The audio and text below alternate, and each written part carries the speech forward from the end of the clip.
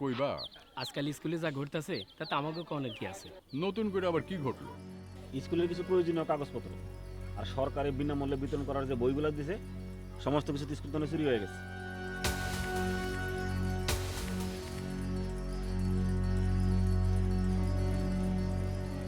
এখন তো থানায় একটা জিডি করণ দরকার। আর কত কিছু হয়েছে কে জানে।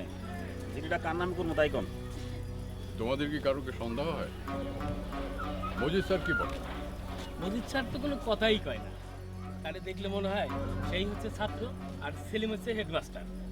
আমাদের তো এই স্কুল থেকে অপমান করে বাইর করে দিছে, আমরা না গেলে তো বিষয়টা ধরাই পড়তো না। তা বই চুরি ধরার জন্য কি স্কুলে যাওয়া? না মানে ওই গেছিলাম তো বইগুলো বিলিকরণের লেখা, ভাবলাম সরকার যখন বইগুলো দিছেই তাহলে এগুলো ফালায় রেখে লাভ নেই, তাই আমরা দুজনে গেছিলাম। গিয়া তো দেখি এই অবস্থা আর কি। অবস্থা যাই হোক, সব কিছুরই একটা নিয়ম কানুন থাকে। তুমি কোন অথরিটিতে বই বিলি করতে গেলে কমিটির মেম্বার হইয়া তুমি নিয়ম মানবা না তা তো হয় না। বিষয়গুলি যখন জানাইছো ভালো কথা, আমি দেখব। থানা পুলিশ করার আগে নিজেদের মধ্যে বোঝাপড়া করা উচিত। কিন্তু গ্রামের লোক করে আপনি কেমনে বুঝাইবেন? গ্রামের লোক ঠিকই আছে, আগে তোমরা ঠিক হও। নিজেকে দোষ অন্যের ঘাড়ে চাপানোর চেষ্টা করো না।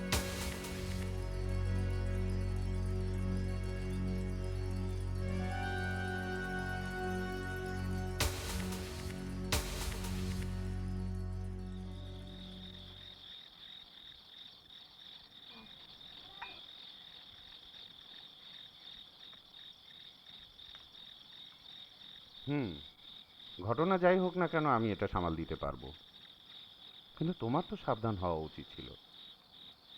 তুমি চাবিটা কাকে দিয়েছিলে?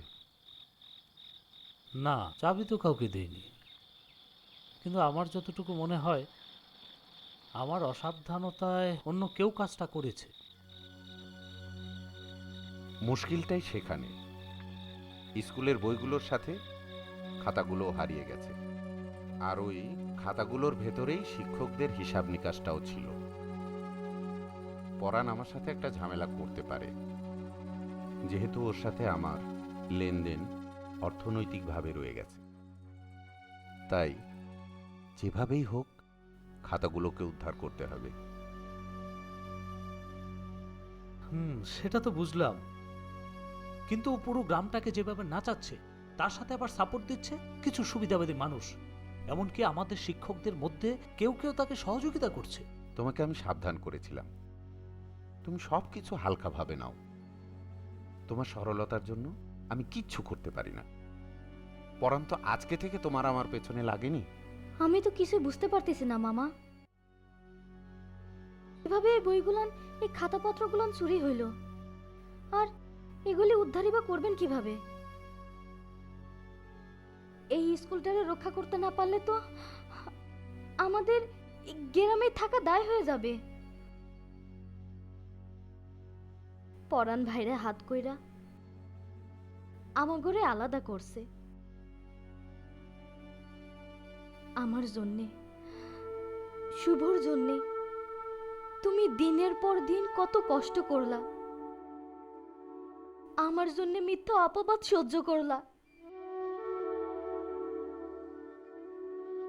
অহন কি মামা, এই পরাণের জন্য অবশেষে আমাগো গ্রাম ছাড়তে হইব? তুমি চিন্তা করো না ভাবি, আমি আর মামা মিলে এর একটা বিহিত অবশ্যই করব।